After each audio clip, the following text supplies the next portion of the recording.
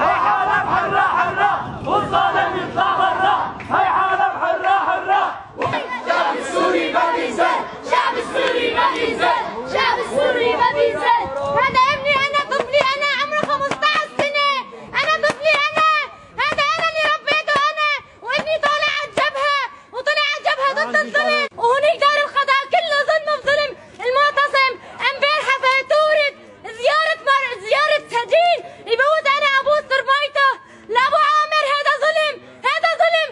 نحن ضد الظلم. تغيير القضاء. الشعب يريد تغيير القضاء. الشعب يريد تغيير القضاء. أنا أم الطفل أحمد كلش، مواليده 99، صار له ابني سنة بدار القضاء. كل يوم والتاني بيهزئوني أنا وما بخلوا علي كلمة. اليوم الخميس على أساس أنا رحت أشوفه زيارة، هذا أبو عامر ما خلى كلمة علي. أول شيء قال لي بدي أخليك تبوسي سرمايتي لأفرجيكي ابنك، وكل يوم والتاني بيهزئوني بكلمة على ابنك. عمل الفاحشة على ابنك ما خلوا علي، يعني عم بساووني مستاحة عندهم رايحة جاي. هذا بيقول لي إنه ابنك قصاص، هذا بيقول لي ابنك ظالم، وأب بكري في ذاته بيقول لي أنا ظالم ظالم ظلم ظلم ظلم ظلم ظلم. هنيك بس بدي أطلب من القضاة اللي عم تجي بتحكم في ابني يرجع يعيدوا القضية من أول وجديد، لأني فيها ظلم بظلم وفيها رشوة وفيها كل شيء. هذا دار القضاء كله رشوة وظلم بظلم. مو بس أنا ابني، عدة أولاد وعدة أطفال وفي رجال كبار وصغار عم بيجوا بس يصحى ضميرهم، بس شيء يوم يصحى ضميرهم يقول لهم أنتم تعالوا شوفوا عم تجوا بتحكموا من دون. المعتصم ما بيشوف القضاء، يعني بيجي من عندهم هن بيحللوا بيحرموا وإيش بدهم بيعملوا، وكلهم بيقولوا إنه هذا عم نطبق الشريعة، وهذا ما هو شريعة، وهذا كله ظلم بظلم وبظلم. الشريعة بيجي بيرتشي واحد بيقولوا له انه خلص اعفيناك، بس انا ابني مالي لا حول ولا قوه. انا ما عندي غير هو وهذا الطفل، ما عندي غيره، وابوه مصاب بعده مصابات في هذا الجبهه، لاني زلمنا ما اني ما طلعنا. هذا ما هو زلم. ظلمك احمد وناس يمينه، ظلمك احمد وناس يمينه، وعلى الظالم وعلى الدين. يا حالة الدين، يا حالة الدين، وعلى الظالم وعلى الدين، وعلى الظالم وعلى الدين.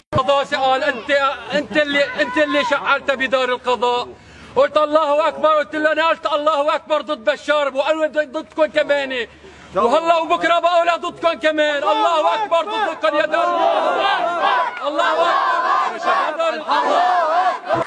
دين الاسلام وين الرحمن، دين الاسلام وين الرحمن، دين الاسلام وين. ان الله سبحانه وتعالى عندما فرض علينا هذا الدين وأكرمنا بنعمة الإسلام حرم الظلم على نفسه وجعله بيننا محرما. الله سبحانه وتعالى حرم الظلم، فنحن خرجنا اليوم في هذه المظاهرة للمطالبة بالعدل، فنطلب من القضاة ودار القضاء وكل القضاة في منطقة حلب المحررة بالعدل وإقامة العدل بين الناس، وأن يحكموا بشرع الله وكتابه وبعدله، لأن العدل هو أساس الحكم وأساس شرع الله عز وجل.